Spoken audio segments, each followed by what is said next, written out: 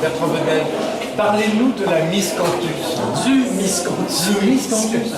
Le miscanthus. Le miscanthus, c'est une plante intéressante qui peut permettre de remplacer une partie des granulats du béton. Alors, ça ressemble à un bambou.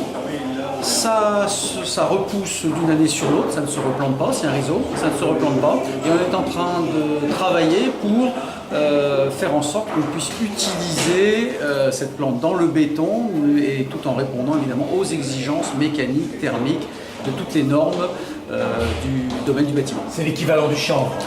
C'est différent du chanvre et l'intérêt c'est qu'elle pousse dans des terrains agricoles délaissés, éventuellement pollués, alors que même si le chanvre est assez sobre, le miscanthus l'est encore davantage. Et puis surtout c'est un bambou, donc ça monte à 5 mètres de haut. Le chanvre est une plante plus courte quand même.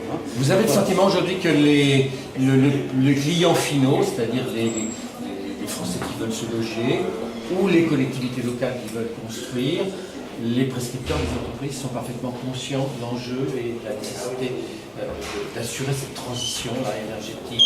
Les collectivités locales, j'en suis sûr, puisqu'en fait, elles ont des informations concernant les impacts environnementaux de tout, de la construction, du transport, etc., donc y compris de la construction. Et donc je pense que là, il y a véritablement du soutien, peut-être pas encore tout à fait suffisant, mais du soutien pour permettre de développer et de proposer des marchés qui soient plus sobres en consommation de CO2, en impact de CO2. Vous êtes donc constructeur.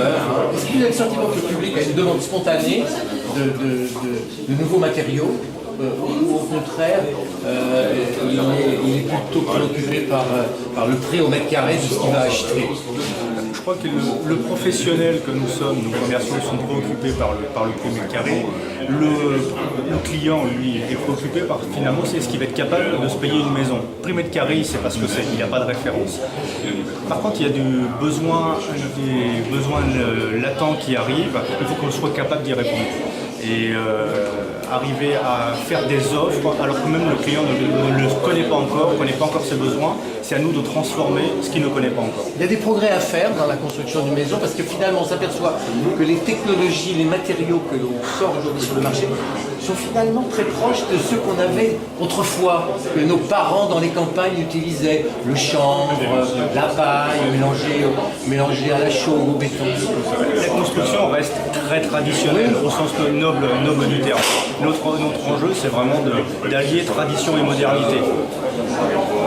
Modernité par l'industrialisation, mais en utilisant les méthodes ancestrales et en les remettant au bout du jour, en les revisitant. On y va? Allons-y. Alors, se préoccuper de matériaux biosourcés pour un constructeur et un vendeur de parpaings et de béton.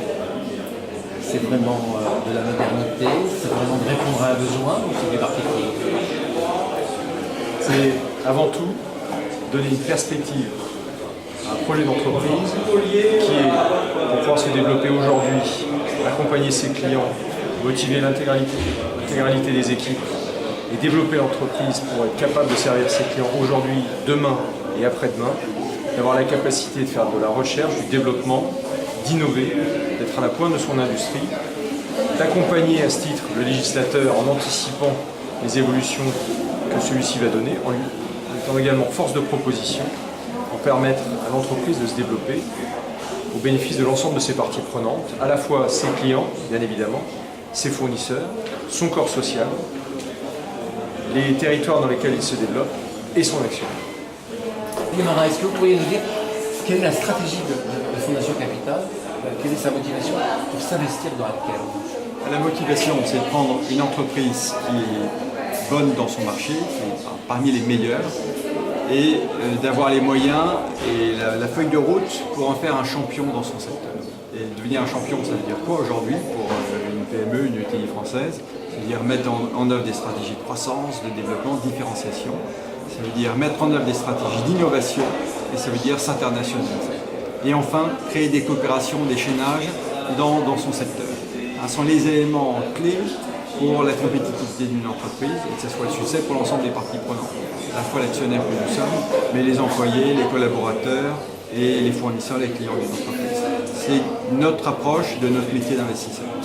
Dans un secteur qui est touché par la crise, est-ce que ce n'est pas un frein, est-ce que ce n'est pas préjudiciable justement à votre investissement? Au contraire, comme on le disait durant ce séminaire ce matin, la crise va accélérer les changements, les évolutions. C'est un encouragement et non pas un frein. Et une entreprise comme Alterne, qui a fait 9 acquisitions depuis, on l'a acheté en 2 ans, est en train de mettre en œuvre cette stratégie de jouer un rôle de consolidation, d'être porte-parole dans son industrie, de prendre des initiatives qui sont porteuses de croissance future, comme tout ce qui est autour d'éco-construction, de la performance thermique. Et ça est encouragé, attiré par la crise, permettre d'opérer des regroupements avec des entreprises plus faibles, qui n'ont pas la taille critique, mais qui permettent de construire des champions nationaux. N'oublions pas que Alterne est une entreprise filiale d'un grand groupe dont le siège était entre Johannesburg et Londres. Aujourd'hui, c'est une entreprise française dont les centres de décision sont en France. Merci beaucoup.